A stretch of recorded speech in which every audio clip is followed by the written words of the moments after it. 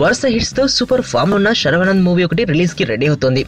తమిళంలో గతేడాది రిలీజ్ అయిన ఓ మూవీని రాజాదిరాజా పేరుతో ఇక్కడ డబ్బింగ్ చేసి రిలీజ్ చేస్తున్నారు. తమిళ్లో అయితే సినిమా రిలీజ్ తో పాటే డివిడీలు కూడా అమ్మేసిన ఈ మూవీని ప్రస్తుతం శర్వానంద్ ఫామ్ ని క్యాచ్ చేసుకునేందుకు డబ్బింగ్ చేశారనే టాక్ వినిపిస్తోంది. అందులోనూ రన్ రాజా రన్, ఎక్స్ప్రెస్ రాజా అంటూ శర్వాకు రాజా అనే టైటిల్ క్లిక్ అవడంతో ఏకంగా రాజాదిరాజా అనే టైటిల్ కూడా పెట్టేశారు. ఈ మూవీ డైరెక్టర్ చరణ్ ఇప్పుడు కొత్త పాట పాడుతున్నారు. గతంలో ఈయన తీసిన ఆటోగ్రాఫ్ అనే మూవీ టాలీవుడ్ లో కూడా రీమేక్ అయింది.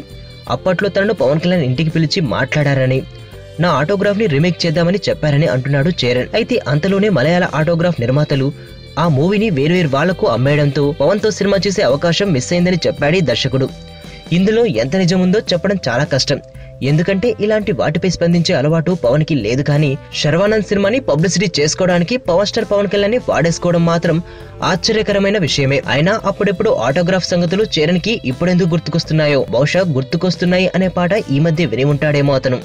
కలూరి సింతామణి నా పేరంటే తెలియనోళ్ళు లేరే జాని, వయసు లెక్క సీక్రెటు గాని నన్నడగ మాక అంటాంది జారేవుని.